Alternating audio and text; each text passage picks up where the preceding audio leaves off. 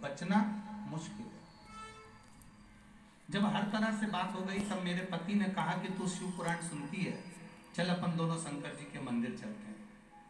पति में, पुरुष में शिव जी के प्रति इतना प्रेम होना बड़ा कठिन है गुरु जी। मेरे पति ने मुझसे कहा चल शंकर जी के मंदिर। हम लोटा भर के दोपहर के समय शंकर जी के मंदिर चले गए।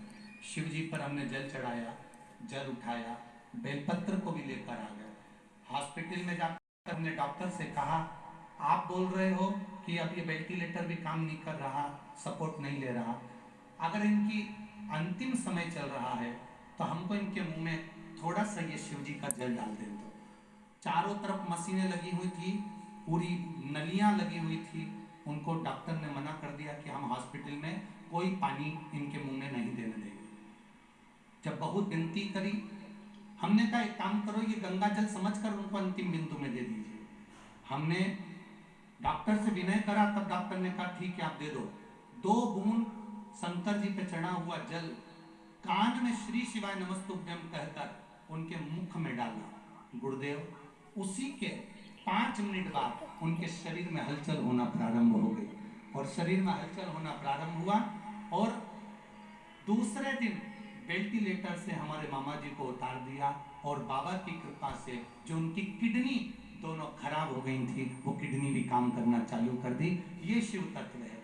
मैं अपने मामा जी का दूसरा फोटो लगा रही हूँ, जो आप टीवी पर देख रहे हैं कि मेरे मामा जी ठीक होकर वेंटिलेटर से उठकर अपने घर आ गए। ये दोनों फोटो लगाकर उन्होंने भेजा है। श्री शिवाय। बैठिए बहन। हर हर महादेव। ये शिव तत्व है। ओ घड़ी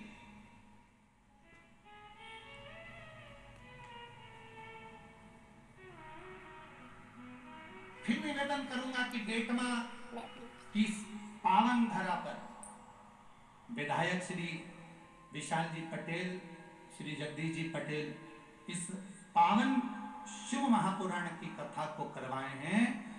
अगर ये कथा बेटमा की गोद में अगर आई है तो बेटमा वालों इससे चूकना मती। 2 कदम चलकर शिव महापुराण तक पहुंच जाना, तो वो भी कैलाश छोड़कर तुम्हारे दरवाजे तक पहुंच जाए, चूकना नहीं। और बेटमा क्षेत्र के आसपास के जितने देपालपुर क्षेत्र के भक्त हैं, शिव महापुराण की कथा को सुनने वाले, उनसे निवेदन करूंगा चलकर उसकी चौखट तक जाओ, शिव महापुराण तक जाओ। उसके द्वार तक जाकर क्या मिलेगा ये तो आपको बाद में मालूम पड़ेगा। लोग कहते हैं गुरुजी आप कहते हो कि 3 महीने में बाबा देता, क्यों नहीं देता? एक बच्चे ने 3 महीने क्या 1.5 महीने का वर्णन करा। देखो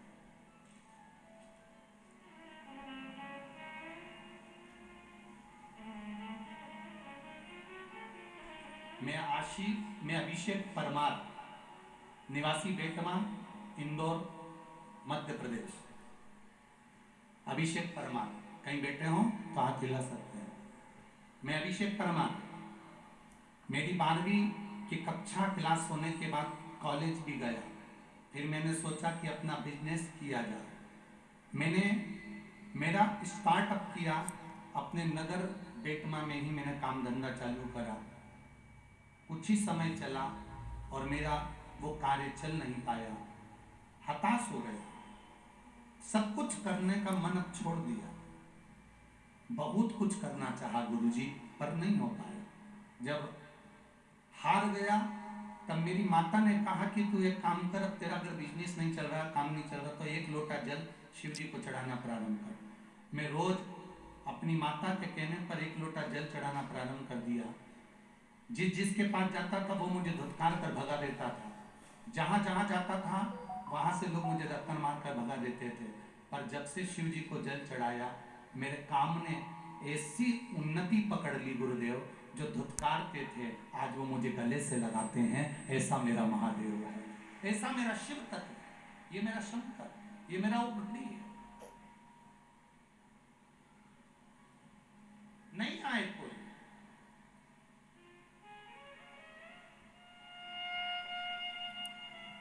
अकेले हो, जीवन का सारा दुख, तकलीफ, कष्ट, रोग, बीमारी सब है। जी मनुष्य के देह में लिया, मानव का शरीर मिला है, ये तो सब होना है। जब सब छोड़कर चले जाएं, तब आखिरी में शमशान में भी जब सब छोड़कर चले जाते हैं, तब मेरा महादेव अकेला रहता है आपके साथ, कोई नहीं रहता। उसी तरह अंत समय में भी आपके सुख और दुख में भी मेरा महादेव रहता है। देवी शांति देवी के गर्भ से दधीची ऋषि का जन्म हो गया। दधीची ऋषि जिनको पिता अथर्व ऋषि ने केवल शंकर भगवान की आराधना करना सिखा दिया, केवल शिव की आराधना। दधीची ऋषि के माता पिता ने दधीची ऋषि को शिव मंदिर में जाना सिखाया, शंकर की आराधना करना सिखाया। जितने लोग आस्था चैनल पर कथा सुन रहे हैं, फेसबुक यूट्यूब पर कथा सुन रहे हैं, जितने देव बेटमा की पावन धरा पर कथा सुन रहे हैं, आप हो तब तक अपने घर के बच्चों को भी शंकर के मंदिर जाना सिखा दो, क्योंकि तुम्हारे जाने के बाद महादेव उनका हाथ पकड़ लेगा और उनको पार लगाएगा। कई लोग कहते हैं हमारी माता चली गई कोरोना में, कोई कहता है हमारा पिता चले गया कोरोना में, कोई कहता है एक्सीडेंट में चले गया, अब हमारा कौन बचा है? कौन है हमारे? कौन? और एक ना एक दिन सबको जाना है। अपने बच्चों को सिखाओ, दो पत्थर आपस में बात कर रहे हैं, नदी में पड़े हुए, नदी के तट पर पड़े, दो पत्थर आपस में बात कर रहे हैं। दो पत्थर, एक पत्थर दूसरे पत्थर को देख रहा है।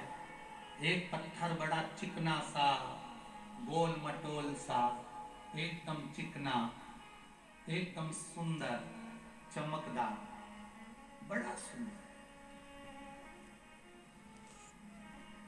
एक पत्थर बड़ा चिकना है, बड़ा सुंदर, गोल मटोल, बड़ा सुंदर। और एक पत्थर बड़ा खुदड़ा सा, बेडोल, खुदड़ा सा है, बेडोल है, उसमें सुंदरता नहीं है, उसमें बहुत चारों तरफ से बेकार लग रहा है, खुदड़ा सा। एक चिकना पत्थर है, एकदम गोल मटोल, बड़ा सुंदर, बड़ा चमकदार। और एक पत्थर खुदड़ा सा, बेडोल सा है,